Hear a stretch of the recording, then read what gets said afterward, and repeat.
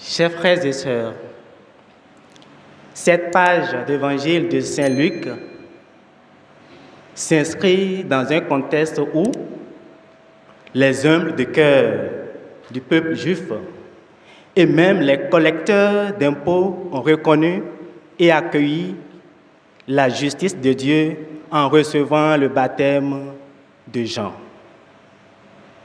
Mais certains pharisiens et légistes ont refusé de croire.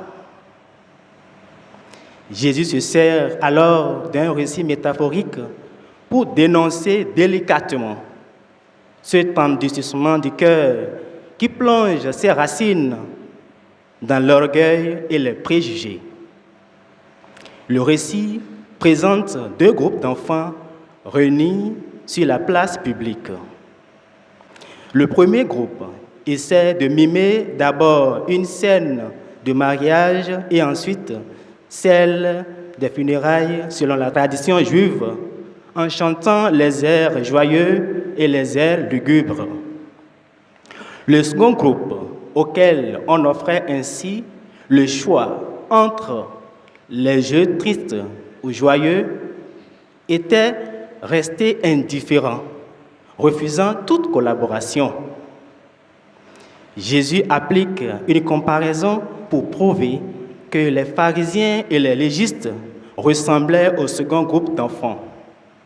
Ils n'arrivaient pas à se convertir parce qu'ils avaient réduit les prédicateurs du salut aux idées qu'ils en ont faites. La prédication austère de Jean-Baptiste est perçue comme les paroles d'un possédé. Celle joyeuse et plus accessible de Jésus est vue comme des agissements typiques d'un glouton et d'un ivrogne. Ce regard négatif porté sur le Christ et son précurseur traduit l'orgueil qui les domine et l'obscurité qui couvre les yeux de leur cœur. Sans l'humilité, il est impossible de reconnaître le vrai et le bien dans les autres.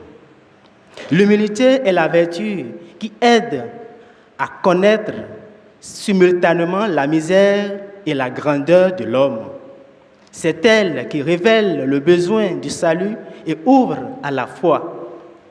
Selon saint Bernard de Clairvaux, elle est une de ces vitres par lesquelles le rayon du soleil pénètre en nous. L'humilité n'est rien d'autre que de marcher dans la lumière de la vérité.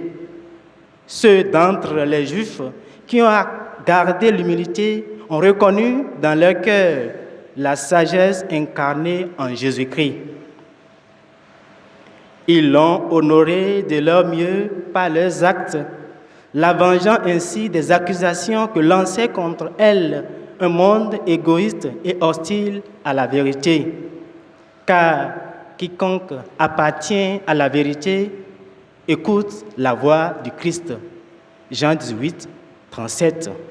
Oui, la vengeance des amis du Christ réside dans leur fidélité à l'Évangile, la clarté du jugement, l'accueil renouvelé de la volonté de Dieu et les œuvres de miséricorde accomplies avec charité constituent la véritable revanche évangélique aux accusations et critiques acerbes médiatisées du monde qui continuent d'être prononcées contre les prêcheurs de l'Évangile.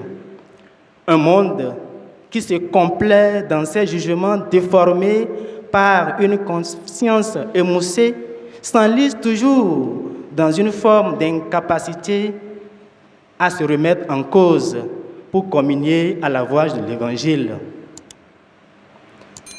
Que le Seigneur nous donne d'être humbles et de trouver notre joie dans l'amour de la vérité.